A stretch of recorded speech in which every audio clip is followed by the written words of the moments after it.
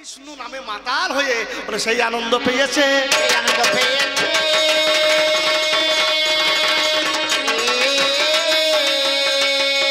সংসার বাসনা ত্যাগ করেছে, সেই আনন্দ পেয়েছে পেয়েছে। ওরে বলতে বলতে ভাবে বলতে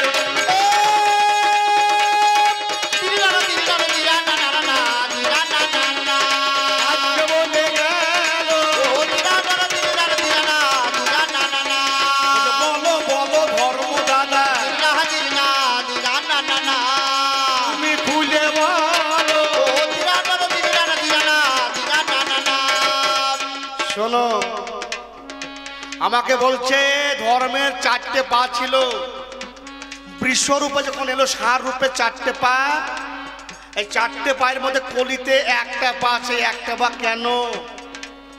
ও মা, আপনাদেরকে 1 কেজি দুধ দিলে যদি বলা হয় 1 কেজি দুধে ক্ষীর করুন, তাহলে 1 কেজি দুধে যখন ক্ষীরটা মায়ের বেঁধে 1 কেজি হবে ওজনে? হবে? কতটুকু হবে? ওই 250 হবে না? তাহলে 250তে 1 পোয়া নাকি? তাহলে এবারে 1 পোয়া 1 কেজিতে কত হয়? 4 পয়ে 1 কেজি। তাহলে মরতে মরতে মরতে এসে ক্ষীর হয়ে ওরে 1 পায়ে ঠেকেছে, 1 পায়ে ঠেকেছে।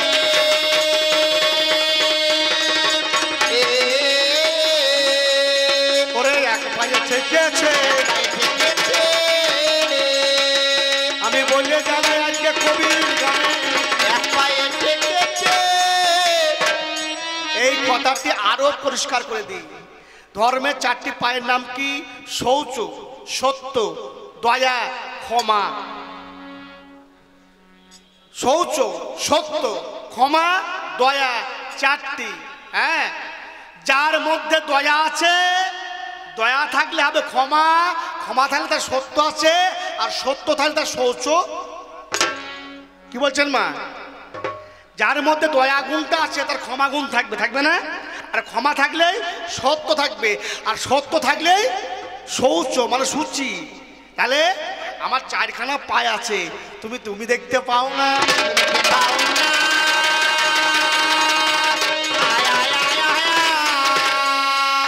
যে পাটি তুমি দেখতে পাচ্ছ সেইটা হচ্ছে দয়া। যে পাটি তুমি আমার দেখতে পাচ্ছ একটা পা, সেই পায়ের নাম দয়া।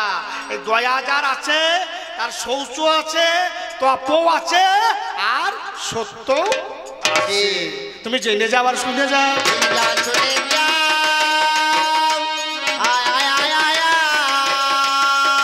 আমার কথা মেনে জেনে যাও আর শুনে যাও। বলছে কি গো, গীতাতে দেখতে পেলাম বলে হারি যাই রে, মোটি মোটি রে, গীতাতে দেখতে পেলাম বলে হারি যাই রে। ওরে ওটা গীতাই নয়। যদা যদা হি ধর্মস্য গ্লানি ভবতি ভারত অভ্যুত্থানং মাধর্মস্য তদা মানং সুজম্মহম পরিত্রাণায় সাধুনাং বিনাচয় সুদুষ্কৃতাম ধর্ম সংস্থাপনার্থায় সম্ভবামি যুগে যুগে। যখনই ধর্মের ওপরে গ্লানি হবে, অত্যাচার হবে, তখনই ভগবান মাটির বুকে আবির্ভূত হয়ে সেই অধর্মকে বিনাশ করে ধর্মকে প্রতিষ্ঠা করবেন। তো সে যুগে অধার্মিককে নামে যারে দুর্যোধন, জানেন জ্ঞানী জনে গুরুকে মানে না সে বলি গো এখনে। আমার কথা বুঝতে পারছেন তো? হ্যাঁ, গুরুকে যে মানে না, গুরু আর কৃষ্ণ অভেদ আত্মা। গুরু বাক্য যে না মানে, গুরুকে যে অবমাননা করে, সে কৃষ্ণকে অবমাননা করা হয়। সাধুর অবমাননা করলে পরে ভগবান বললেন সাধুর পরিত্রাণ করবার জন্য আমি মাটির বুকে আসি। সাধুকে মৈত্রীয় ঋষি, মৈত্রীয়কে দুর্যোধনের গুরুদেব। দুর্যোধন কি বলছে? বাবা দুর্যোধন, গুরুদেব বলছে তুমি 5খানা গ্রাম 5 ভাইকে দিয়ে দাও। আর উনি গুরুদেবের সামনে জানুদার ধাবা দিয়েছে, দিয়ে বলছে সূচাগ্যে যতটুকু উঠিবে মেদিনী, বিনা যুদ্ধে পাণ্ডবে নাহি দেব আমি।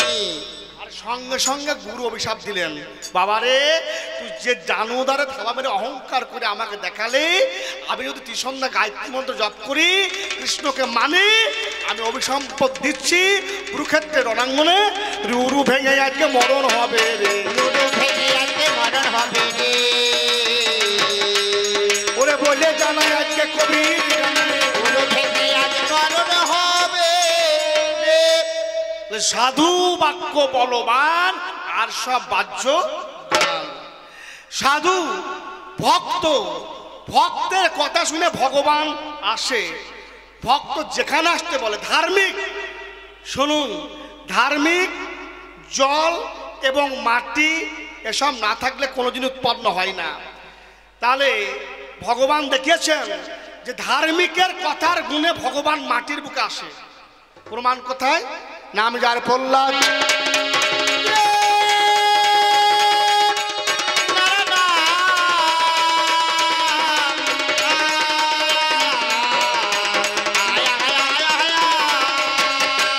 যেখানে রস নাই, যেখানে রস নাই সেখানে সৃষ্টি হতে পারে না, যেখানে রস নাই সেখানে সৃষ্টি হতে পারে না। প্রহ্লাদের ঘটনা আপনারা জানেন।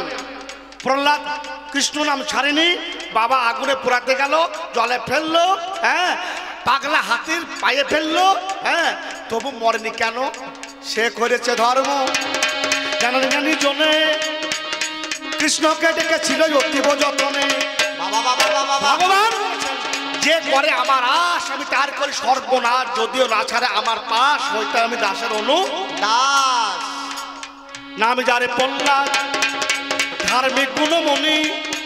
ওর বাবা বলছে প্রহ্লাদ বলে বাবা শুনি কি ওর ভগবান সব জায়গায় আছে? হ্যাঁ সব জায়গায় আছে, জলে আছে, থলে আছে, অন্তরিক্ষে আছে, বৃক্ষে আছে, সব জায়গায় আছে। বলে চুল সুরকির দেওয়ালে আছে? বলে হ্যাঁ আছে। দেখুন যেখানে রস নাই সেখানে সৃষ্টি হইতে পারে, কিন্তু ভক্ত বলেছে এখানে ভগবান আছে, ধার্মিক বলেছে এখানে ভগবান আছে, তাই ভগবানকে আসতে বাধ্য হল। ভগবানকে আসতে বাধ্য হলো। তুই বললি ধর্ম ঘোড়ার ডিম, এটা চোখ আছে, চশমা লাগা, চশমা লাগিয়ে দেখে নে। চোরের দলেরা, হ্যাঁ যে মনে করবেন না এই অধার্মিক চোরের দল চারজনা, বুঝলেন? দলেও চারজন আছে না, হ্যাঁ চারজনা গিয়েছে চুরি করতে। ওমা কি বলবো, চুরি করতে গিয়েছে এক জমিদারের বাগানে, গিয়ে ধরা পড়ে গেছে। এখন ধরা যখন পড়লি জমিদার বলছে মারবেও না কিছু না, শোন আমি তোদেরকে একটাই শাস্তি দেবো, কি চুরি করতে এসেছিস আবার চুরি করতে যা, তবে হ্যাঁ ফল চুরি করবি, যেন যে যেটা চুরি করবে যদি আমার পছন্দ হয়, যদি আমার পছন্দ না হয় যে যে ফলটা চুরি করে আনবি তাকে সেই ফলটা তার পিছন দিকে। এখন এরা চলে গিয়েছে চুরি করতে, এদের মধ্যে একগুলো চালাক আছে, সে ফেলেছে এটা আঙুর ফল, দেখছে ওর যদি পছন্দ না হয় মাল ঠিক করে সাজিয়ে চালাক মাল। আর একজন আছে সে নিয়েছে বুঝলেন একটা জাম, আর একজন নিয়েছে একটা পেয়ারা, আর ওই যে আমার ভাই অধার্মিক সে একটা মোটা কাঁঠাল নিয়েছে।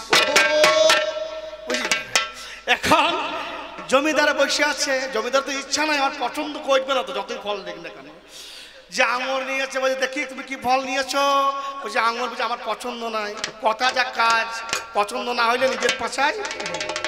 এখন যে আঙুর নিজে টুক করে ভরে নিল কাল সারা, হ্যাঁ যে জাম সব কষ্ট মষ্ট করে ভরে নিল, আর যার ডাসা পেয়ারা সে ডাসা পেয়ারা নিয়ে ভরছে বুঝলেন, আরে গড়গড় করে চোখ দিয়ে জল পড়ছে, আর পেছন পরে তাকাচ্ছে আর হাসছে। আচ্ছা বলুন তো যে পেয়ারা ভরছে সে পেছন পরে তাকিয়ে হাসছে কেন?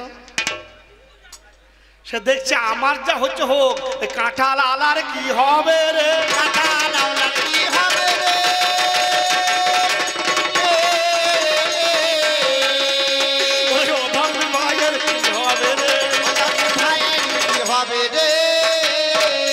দেখো ধর্ম আছে কিনা সত্য যুগে প্রমাণ দেওয়া হয়ে গিয়েছে, যেখানে চুল সুরকে আছে রস নাই, ওই ধার্মিক ভক্তের কথায় ভগবান নরসিংহ মূর্তি ধরে দেখা দিল সেদিনে।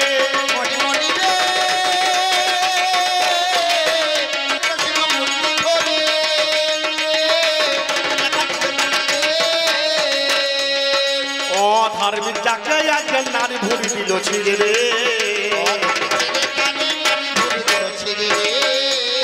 দেখ এই অধর্ম করে মরণ কি হল, নারী ভুড়ি ছিঁড়ে ওরে ভগবান তাকে মেরে দিল রে। ভগবান তাকে মেরে দিল গো, ভগবান তাকে মেরে দিল রে। ভগবান তাকে মেরে দিল রে। আর যে ধর্ম করছে প্রহ্লাদ তার দাঁড়িয়ে হাসছে, ভগবান ভগবান করছে না, ভগবান মেরে ফেলে দিয়ে প্রহ্লাদকে কোলে করে নিল রে। কোলে করে নিল রে। প্রেমানন্দে হরি বলুন। কোলে করে নিল রে, নিল রে। তাহলে সেখানে প্রশ্নটা করছে পাশা খেলায়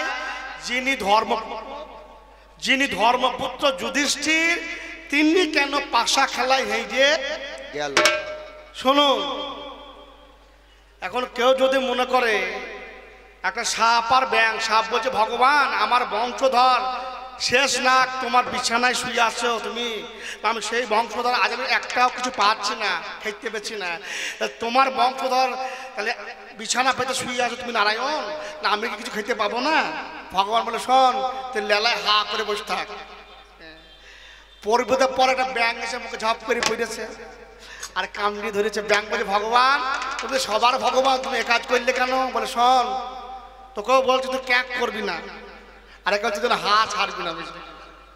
এখন এই করতে করতে করতে করতে এখন মনে করছে যে ভগবান, আমি ভগবানের কথাই ব্যাং পেয়েছি, হ্যাঁ ব্যাং পেয়েছি ভগবান, আমার মনে হয় সম্বন্ধে নাকি মানে এত অহংকার হয়ে গেছে, ভগবান আমরা সাপের বংশধর, সাপের নারায়ণ শুয়ে থাকে, আমার কথায় ব্যাং এসেছে। এখন ব্যাং এসেছে হাই উঠে হা করেছে আর ব্যাংটা লাফিয়ে বাবা পালিয়ে গিয়েছে। লাফিয়ে বাবা পালিয়ে গিয়েছে। সাপ বলল ভগবান এটা কি হইলো? তো কি বলেছিলাম, কি বলেছিলাম নির্দেশ দিনই তো হা করবি না, হা করলি কেন? এটা আমার দোষ কি? এটা আমার কোনো দোষ নাই। ঠিক এই রকমের নামে যার ধর্মরাজ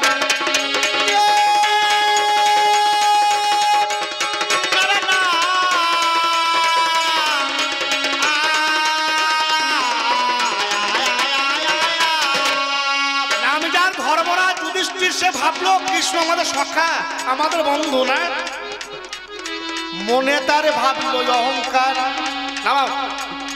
জানে না জ্ঞানী জনে সত্য কথা বলছে বাবা, এই না কবির গানে। কে?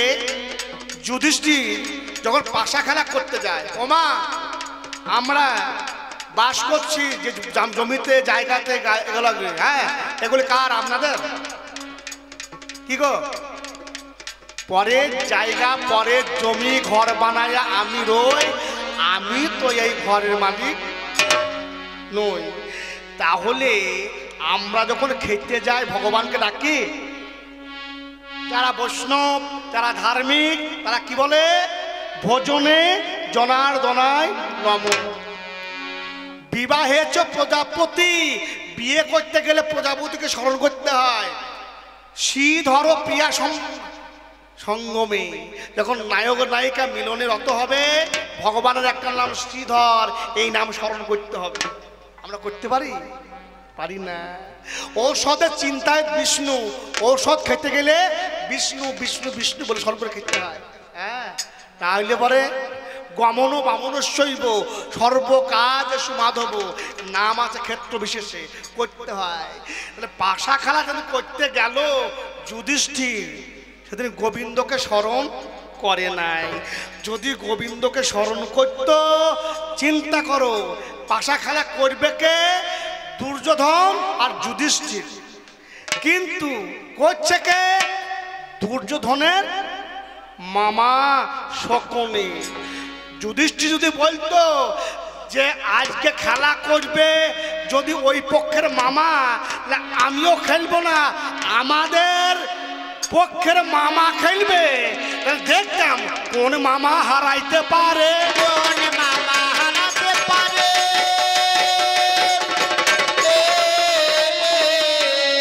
আস্তে কথাটা বুঝতে পারলেন তো?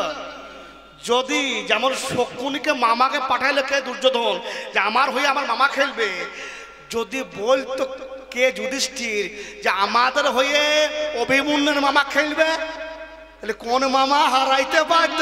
কোন মামা হারাইতে পারতো? কবিগান যুক্তির গান, শাস্ত্রের মাধ্যমে যুক্তি দিয়ে বোঝাতে হবে। তাহলে যুধিষ্ঠির যদি সেই দিন গোবিন্দকে স্মরণ করতো তাহলে পাশা খেলাই বাবা হাঁটতো না রে। পাশা খেলায় বাবা হাঁটতো না রে।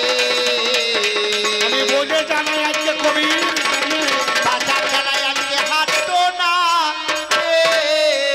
তার প্রমাণ যখন দ্রৌপদীকে কাপড় ধরে টানছে দুঃশাসন, যতক্ষণ আমার আমিত্ব আছে বুকে হাত দিয়ে কাঁদছে, গোবিন্দ আসেনি। যখন সব কিছু ছেড়ে দিয়ে হা গোবিন্দ বলে বাহু তুলেছে, একটু আগে কেউ বাহু তুলছিলেন না, না হরিবল হরিবল, যেই বাহু তুলছে হে গোবিন্দ আমি তোমার, তুমি আমার মান রাখো, মানির মান রাখে ভগবান। ভগবান এখন কাপড় দিয়ে দিয়েছে, কাপড় দিয়ে দিয়েছে।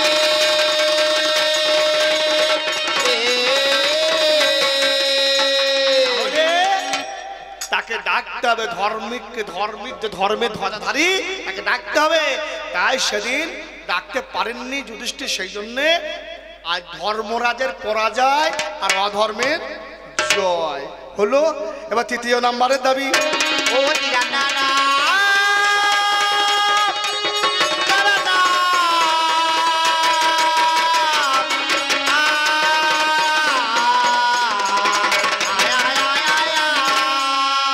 বলছে ধর্মের পায়ে গোদ কেন? যে মনে করবেন না কবি গান অনেকে করে, কিন্তু কবির ভাগটা করতে পারে না। তারা জানে না আজ কোন ধর্ম নিয়ে গান, আজ হচ্ছে মানুষের ধর্ম নিয়ে গান। হ্যাঁ, আর যে ধর্মের পায়ে গোদকে ধর্মরাজ, তাকে বলা হয় ধর্মরাজ, যমরাজ নাকি? আজ যমরাজের সঙ্গে অধর্মের গান নাই, আজ ধর্মরাজের সঙ্গে অধর্মের গান। যমরাজ যে ধর্ম আর এ ধর্ম আলাদা। যমরাজ হচ্ছে কে? রবিনন্দন যম। আর তুমি তো নিজে মুখে বললে যে ব্রহ্মার পুত্র ধর্ম আর অধর্ম বলে নাই, কি বলছেন? হ্যাঁ বলেছে। তাহলে একে বায়না করেছে কারা? যার লাইন গান নাই তাকে আবার কি বলিব রে? আবার কি বলবো রে? ওরে তাকে আবার কি বলবো রে? তাকে আবার কি বলবো? যারা লিখ কানা গাইয়ে, কিছু মনে করবেন না। কবাডি খেলা দেখেছেন? কবাডি খেলা, কবাডি খেলা আগে তো হইতো, এখন আর হয় না। গায়ে বল না দেখে হবে, এখন খালি মদ খেয়েছে, গাঁজা খেয়েছে, গায়ে বলা হবে কি রে খা। কবাডি খেলা খেলতে গেলে বাবা দম লাগবে নাকি বলছেন? দম না থাকলে হবে না, গায়ে বল না থাকবে। হ্যাঁ, চিন্তা করতে হবে। চিন্তা করো, এই কবাডি খেলা খেলছে এখন 7 জনের প্লেয়ার, কেউ গাইতে গিয়েছে দম ছেড়ে দিলে সে মরে যাবে, আর যে গাইতে গাইতে কাকে ছুঁয়ে দেবে সে মরে যাবে। আর কেউ যদি দাগের বাইরে দিয়ে যায়, আমার একটা দাগের বাইরে কারো মাল লাগে বলছেন, এ হলো আজ বাতিলের খাতায় পরে বন্ধুরে, বাতিলের খাতায় পরে বন্ধুরে।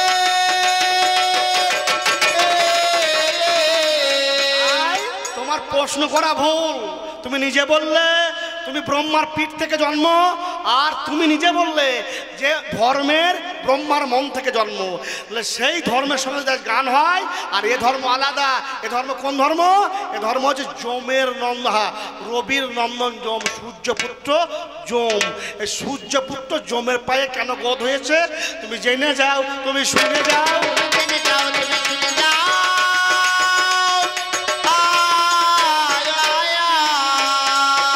আমার কথা মেনে নাও, তুমি জেনে যাও, তুমি শুনে যাও, আমার কথা মেনে নাও, তুমি জেনে যাও, শুনে যাও। কারণ দেখবেন চাষি যখন চাষ করে না, মোটা মোটা ঢালা ওঠে না, এই ঢালা ওঠার পর কি করতে হয়? আবার মই দিয়ে সমান করতে হয় না। তো ও চাষ করে মোটা মোটা চাই তুলে দিয়ে চলে গিয়েছে। কষ্ট এখন আমার, কষ্ট এখন আমার এই মোটা মোটা চাইকে গুঁড়ো করে সমান করে দিতে হবে, দেখবেছেন? তাই আমাকে গুঁড়ো করে সমান করলে আমাকে বেশি কথা বলতে হবে, উপায় নাই। হ্যাঁ, তাহলে কে? রবিনন্দন যম। এই যমরাজ, এই যমরাজের মাকে, সূর্যের স্ত্রী হচ্ছে গিয়ে বিশ্বকর্মার মেয়ে সংজ্ঞা। সূর্যের এত তেজ সংজ্ঞা দেবী সহ্য করতে পারে না রে ভাই। প্রথম নন্দন যমরাজ হয়েছিল মহাশয়, প্রথম ছেলে যমরাজ হয়েছে। সূর্যের তেজ সংজ্ঞা নিতে পারে না। সংজ্ঞা একটা মেয়েকে সৃষ্টি করলেন, যার নাম ছায়া। যে ছায়া আপনারা পান মাঝে মাঝে, এখানে সূর্য আছে তবু ছায়া হয়, হয় হ্যাঁ। ছায়াকে সৃষ্টি করলেন, একই দেখতে, সংজ্ঞাও যায় ছায়াও তাই। এই ছায়াকে রেখে সংজ্ঞা বাবার বাড়ি চলে গেলেন, হ্যাঁ। আর এদিকে সূর্যদেব একদিনও চিনতে পারেনি এটা ছায়া না এটা সংজ্ঞা।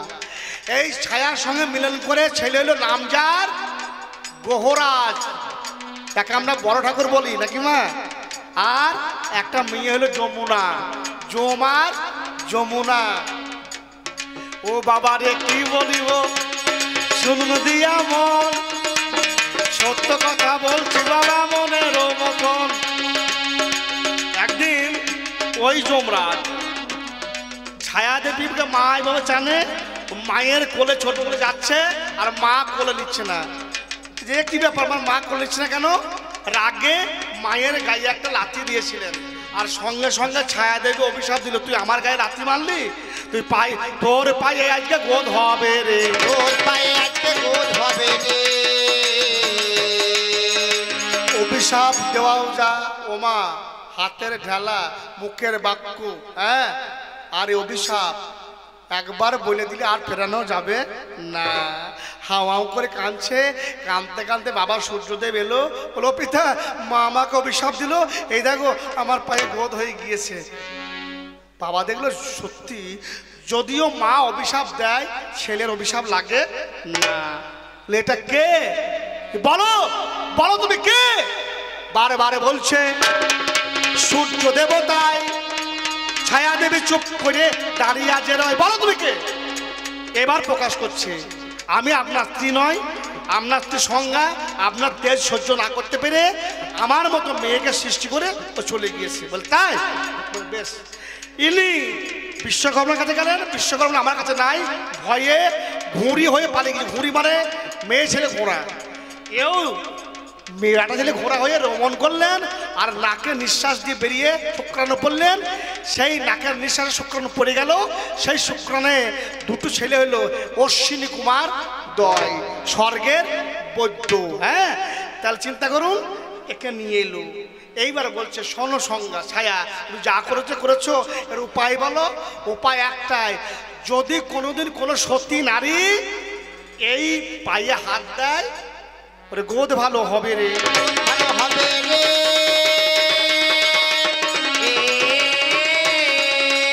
আপনারা জানেন পরবর্তীতে সত্যবানা সাবিত্রী, এই সাবিত্রী এত সতীব্রতা প্রতি নারী, তার স্বামীর প্রাণ বাঁচিয়ে নিয়েছিলেন যমরাজের কাছ থেকে। বেশি বড় করলে হবে না, তাহলে সেই আশীর্বাদ পেয়ে যখন যমরাজের পায়ে হাত দেয় আর যমরাজের পায়ের গোদ ভালো হয়ে যায়। তাহলে গুলিয়ে ফেলো না, ওই ধর্ম আর এই ধর্ম আলাদা, ঠিক আছে?